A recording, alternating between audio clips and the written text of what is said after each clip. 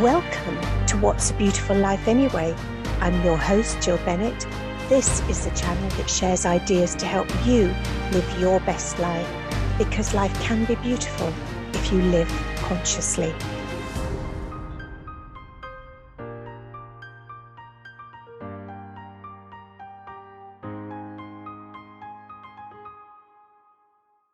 Welcome to this week's edition of What's a Beautiful Life. My guest today is Emma Chesterman, and we know that to live our best life, we need to have good balance between work, play, and life. And at just 21, Emma Chesterman burnt out and was told by doctors she'd be in bed for the rest of her life. She learnt her way back to health and spent 10 years bringing that knowledge to help others avoid stress and burnout, and was invited to co-author 3 best-selling books. How did she do it? Emma, welcome. Tell us more about your story. Thank you, Jill. As you say, I was just turned 21. I was a very high achieving, so a very ambitious person, and so I always worked very hard. And I guess I was always running on quite high stress levels, and then I got the flu. And it was just the flu, and you wouldn't think that that would be sort of anything particularly offensive, but because I had been quite high stress, it was just the final straw, basically, and all my body systems burnt out. And I was, as you say, in bed. I couldn't work, I couldn't see friends, I was living with my parents, I was very dependent on them. And it just isn't a prospect for the rest of your life, and nobody thinks it's going to happen, but it does happen. Yeah. And so I thought, well, I can't just accept this. This is not my future. So I tried everything, basically. I tried 12 different kinds of therapy. I got I studied anatomy to an undergraduate level. I studied psychology to postgraduate level, and slowly I learnt my way back. And at 31, emerged blinking into the world, going, well, this is amazing, but now what? And what I knew. Most of my life had been destroyed, but I did know 2 things. I knew that I wanted life to count, and I knew that I never wanted anyone to go through what I'd been through, and that was what started me on my professional path. Yeah. And I've interviewed so many ladies, both on Brooklands and on my podcast, who have moved into a therapy because of how much it's helped them. And it's lovely, isn't it, that those of us who are enlightened, and I hope that many people listening will become enlightened too, but we can control our lives. It's within us. It's within us to make ourselves feel good. It's within us to make ourselves be happy and successful. We can't rely on external forces to do it for us, but sometimes we just need that help to get us started. So you got the help you needed, and you did the training you needed, but what was that thing that helped you to rise above the diagnosis you'd been given? I mean, at 21, it's shocking, isn't it, to be told that you might spend the rest of your life in bed. How did you actually rise above that? I guess persistence. It's just a refusal to give up because I couldn't, because the stakes were too high. Yeah. I guess the key for me was learning to understand my body, understand what was going on for me, understand what was triggering symptoms and making things worse, and conversely what I needed to keep myself well, to keep myself in a good place. And that's what I teach my clients to do as well. Yeah. Having that tenacity and that belief that you can actually turn this around. And the tools to do it as well. And the tools to do it, yeah. And I think so often, I mean, we're very lucky to have a National Health Service, but in some ways we're also a bit unlucky, because if you go to other countries, they would naturally turn to alternative things first. You know, in France, they often refer people for sophrology, which is basically a kind of mindfulness and using all these tips and techniques. And a friend of mine recently did a trip to Bhutan. And she said the government there, their goal above anything economic is that everyone's happy. Yeah. What an incredible government to have, that they believe in happiness first. So it's not wanting people to think, I want that new car, I want this, I want a bigger house. That doesn't matter. What really matters is being happy. And we know that there are lots of ways we can do that, but so many people don't. They're just chasing that next big thing. Emma, how can you help people? Or should we start off with who can you help? I mean, basically, who can you help and how can you help them? Great question, Jill. I work with people who are stressed. It's typically women, but not always. They're often around the age of 40 or 55 to 65. So that time in life where you're asking questions and you're going, is this what I want? This isn't what I want. What do I want? How do I get there? They're often at that place. And they're often thinking, well, I'm not happy. I'm not living the way I want to. And often they're afraid they're going to burn out as well. Yeah. So one client I worked with recently came to me saying he owns his own business, and he said, you know, I normally I love my work. I'm a very ambitious person, but I'm finding I'm working all hours. I'm completely exhausted. I'm losing my interest and my motivation and my mojo. He said, I'm terrified I'm going to lose my health. My weight's going up, my health indicators are going down. And he said, I have a little girl. I have to be able to provide for her, and I want to be around for her as she gets older. And we've worked together for a few months now, and his business has taken off. He's working fewer hours, but working so much more effectively. He's got all his motivation, his mojo back. He's flying really high. His company's about to float on the stock market. He's expanding overseas. His weight's come off. He's getting into clothes he hasn't got into for years. Yeah. His blood pressure's down. His heart rate's down. So all the indicators are going in the right direction, and he has the time and the energy to enjoy his little girl's birthday party this weekend. So it's all going well. I mean, that's amazing, isn't it? Because I think, especially if you have your own business or you're in a high-flying career, you put all your energy into that and nothing into you. And there's the old analogy about putting the oxygen mask on you first. You know, if you don't look after you, you're not going to be any good to your business, your family, your career, or whatever. No, really, really good. So you've helped him by helping him with different therapies and maybe different tools you've taught him. Which ones do you find are good, especially in that situation where someone's approaching burnout? It's a great question. So I've actually over 10 years of professional work, and of course 10 years of my own experience. I've developed my own unique system for working with people.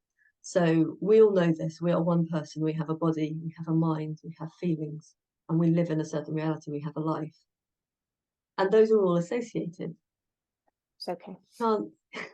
You can't separate your body and your mind and your feelings and your life. You can't. And yet we always try to. You know, we'll see a counselor for our feelings, we'll see a coach for our life or our mind, we'll see a physio for our body. Actually, the very best results is to work with all of you in your life. And that's what I do with my clients, and that's how I help this man to get the results he's got, is to understand what you need in each of those areas and how they work together. Because your body and your mind, they change each other. They really change each other. We have twice as much feedback from our body to our mind as we do to our mind to our body. So you need to learn to use the body. I love to that. be able to change things in your mind. Yeah, so it's learning yourself about yourself. Yes, I absolutely love that, because you're right, even the gut and the brain. So most of our immune system's in our gut, and there's the whole gut-brain axis where they're talking to each other. And I think some people, I mean, for me, I understood quite early on that certain things I did, like if I didn't exercise, or if I ate junk food, or if I drank alcohol, I would get that immediate feedback. I didn't feel good. I didn't feel at peace. But how come sometimes it can take people so long to get that realization that everything is connected, the mind, the body, the skin, the spirit. I love the fact that you work with all three of those together, because that's so important. It's so special to be able to do that. It is, yeah, thank you. And I think you make a really interesting point. Why does it take people so long? Well, actually, I'm astonished at how many people just don't know what is good for them, what they need, what they like, even what helps them to feel good. And even if they do know, they don't have time for it. They can't find the time for it. Yeah. people always seem to end up at the bottom of their own priority list, whereas actually, if you put yourself further up that list, it can transform everything else that appears to be more important than that. Yeah, yeah. And as well as for you and your health, I mean, your finances, any sort of remotely spiritual book you read on finances, they talk about paying yourself first. And I often thought, what does that even mean? But of course, it means put some money aside and invest it for the future, for you, so that, you know, if you have an emergency or you want to retire early or whatever, that you've got an investment there to help you with that. I'm reading a great book at the moment, which my son had been recommended, and he's 26, so it's important for him to understand long-term finance and things. And it's a Tony Robbins book, and I haven't liked all of Tony Robbins' books, although I've done his Unleash the Power Within weekend and all that sort of thing. But this one is called Master, it might be Money Master or something like that. I'll put a link to it in the show notes. But it's a fascinating book, and it's like a lot of the Richest Man in Babylon and all these books. It's talking about paying yourself first and making sure you get those investments, and how from a young age, if you invest a very small amount of money, that by the time you're 40 or 50, you could have millions, literally, because of the power of compounding. Anyway, we're sort of digressing a bit here. But it's very interesting. It's a very interesting area, and often, and again, it's what I find really curious is people might know this, but they don't do it. And what's the block? What's the block? And that's sort of another area that I will work on is, you know, you may know all these things. Well, if you know them and you're not doing them, why? Yeah. Why you're not? What needs to shift? Yeah. And it's almost, if people are setting goals, there's that whole wheel of life, isn't there, where you need to look at where you are in your spiritual world, in your health, in your mental world, in your career, in your finances, in your relationships, because it is one big whole thing. And I love it that you work with so many things. And as you say, the guy you're working with, his business and everything is picking up because he's feeling at one with himself, which is great. Emma, tell us what's the relationship between energy and stress?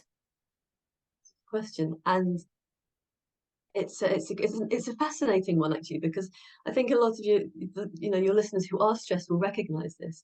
You have this sort of a massive amount of energy and yet no energy at all. Yeah. So you're buzzing around, working sort of every hour that God gave and doing everything, and yet you're completely exhausted and you're sort of crawling your way through life. And it's just, you know, often people feel they're approaching burnout because they're trying to use all this energy and really they have none left to give. Yeah. And the question again, it's understanding. So I work an awful lot within the sort of neurological system and your biochemistry and that sort of thing, and it's understanding what that is, what's going on there, and how to rebalance that, so that, as I say, you know, you can end up working fewer hours and getting more done. Yeah. Which and is doing your hobbies and enjoying life more and spending time with your friends and family. Yeah, which is lovely. Have you got any tips for our listeners on managing their energy? Yeah, it's a good question. So we've sort of touched on it before, and I think it's really about understanding there are two things you need to know: what gives you joy and what helps you to feel calm and nurtured. Because on a neurological level, those do slightly different things, but those are both really, really important resources for helping you to be calmer, to be refreshed and nurtured, and for your body to be functioning better. So it's really understanding what those things are and then making time for them. Yeah. I know one of the things I love to do, I mean, one is obviously swimming, and you know, I climb mountains here and I cycle, getting out into nature. But for me as well, in the mornings, I always have a notebook and I always journal, even if it's only 5 minutes. Usually it's about 10, but just to write down things I'm grateful for.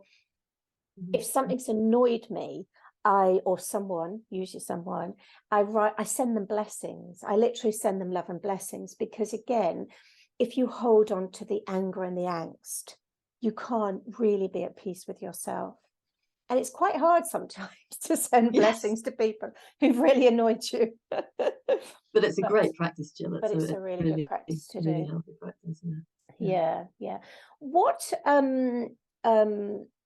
changes, we've already touched on one because we've talked about this guy and his business and everything, but what changes do clients usually see when they've been working with you? That really depends on the client, because what we're doing is we're helping them to grow into their full potential and flourish. One client said, "You've helped me to flourish in ways that are unexpected and liberating and wonderful." And so it can affect how you perform at work. So I've had clients sort of perform better than they've ever dreamt of at work, far beyond. I had one lady who couldn't speak in meetings at all when she first came to see me, because everybody around her was so impressive and she just felt like a terrible intruder, basically. By the time we finished working together, she was not just speaking in meetings, but taking highly visible roles, running conferences, running presentations, way above her grade, way above what she or her employers ever imagined she could do. So you can have things like that. You can have wonderful improvements in your relationships. So another client I worked with had sadly been estranged from her daughter for a while. Oh. It was, as you can imagine, I think you're a mum yourself. I am, and I don't know whether, sorry, someone's trying to call me and I can't even see how the call's coming in because I've switched everything off. I can hear it, but I can't see it. And my phone's on sleep. You so say I can't see or you hear can't it. hear. Okay, I think it's gone, so we'll forget it and we'll carry on. Sorry. Yes, So no, yes. So she's estranged from her daughter, as you can imagine, the most that can happen for a parent, I think. Yeah. And they'd come together and they'd made up, but it happened because of a particular incident which had caused her to just get into an absolute rage and respond in a way that her daughter just couldn't accept. While we were working together, another very, very similar incident came up to the one that had caused the initial rage and estrangement. She reacted in a completely different way because of the work we'd been doing. Yeah. She stopped. She thought, well, how do I need to respond here? And the way she responded actually brought them closer. Oh. So it can be so powerful, people losing weight, people getting their health back under control, people getting back into exercise, back into their hobbies, seeing more of their friends, seeing more of their family. Yeah, no, it's brilliant. In all sorts of ways. Now we've already touched on that you've written 3 books, one on confidence, one on back pain, and one on energy. Tell us more about your book, Energy: How to Unleash Your Inner Fire. Thanks, Jill. So it is a book. It's a co-authored book. So I think your listeners will find it really fascinating because there are all these different perspectives in it. And in mine, we talk about a couple of clients I've worked with. One of whom, it was a question, he had very high intense powerful job, and then his sister left an abusive marriage and came to stay with him with her son. And of course, he wanted to put everything into helping them and supporting them, but it's just, I mean, he had no spare capacity in the first place. And so he thought, well, do I leave my job because I'm not just going to leave my sister, we worked together, and for him it was finding little ways where he could just put in tiny little bits, little moments of joy, little moments of exercise, little moments of things that nourished him in his day, because he had no time. It was a question of just a few minutes here and there, and it made all the difference in the world to him. It gave him the inner resources he needed to be able to look after his sister and to do his job. So for him, it was about, well, what are my resources and where do I fit them in? For another client, she knew all that and she was absolutely brilliant at it. She was changing from a career in finance to a career in jewelry making, and doing both at the same time. And she'd been fantastic at, doing all the things she needed to do to keep herself going, her exercise, her hobbies, her relaxation, all the things that would really help, and food and everything. And yet she just was exhausted, and she rested and she was still exhausted. And so she thought, well, maybe I just need more time off. And actually what it was, when we dug down a little bit, it was that her dad was overseas and he was very, very ill, and she was frightened she was going to lose him. And all that, it was also bringing up old stuff with her family as well. And what she needed to do was actually to deal with that, notice the deeper issue, to deal with that, and just really, really nurture herself, just take a huge amount of care, because while she went through that really difficult time. Yeah, yeah. Ah, fascinating. So I will put a link so people can see how and where they can get the books. And then, yeah, it sounds like that one is well worth investigating and reading. Now, Emma, you've also got a very kind offer for our listeners, haven't you? I do, Jill. I would love to offer your listeners, the first 5 people who send me a text message with their name, I'd love to offer them a free 1-hour consultation to see how they can get over their stress and move forward in their lives. And that's valued at £150, and I'd love to offer it to them for free. Fantastic. Well, that's great. And I'll make sure your phone number's in the show notes as well. And lots of other ways they can contact you. So if anyone wants to get hold of Emma or wants to get hold of the book, all the details will be there for people. Emma, do you want to leave a final tip or two on how we can increase our energy, please? Yeah, thank you, Jill. I'd say really know what it is that brings you joy and what it is that makes you calm. Really get to know that, and make sure you have space and time for it in your day-to-day life. That when you do that, that gives you the soil from which you can grow. Yes, no, that's a really good advice. Yeah, I'm trying to think what brings me peace. I know what brings me joy, but what brings me peace? I think probably meditation and that sort of thing. I always try and start the day with a meditation, and then I've got one of these silly headbands with built-in earphones that you can lie on without being uncomfortable. So I usually go to sleep with the meditation on as well, which is a good way to end the day. Emma, thank you so much for talking to us today. It's been a huge pleasure, Jill. Thank you for inviting me on. Oh, no, really, really delightful. And as I've said a few times, I will post all Emma's details up so that if you want to contact her, you'll be able to. Thank you.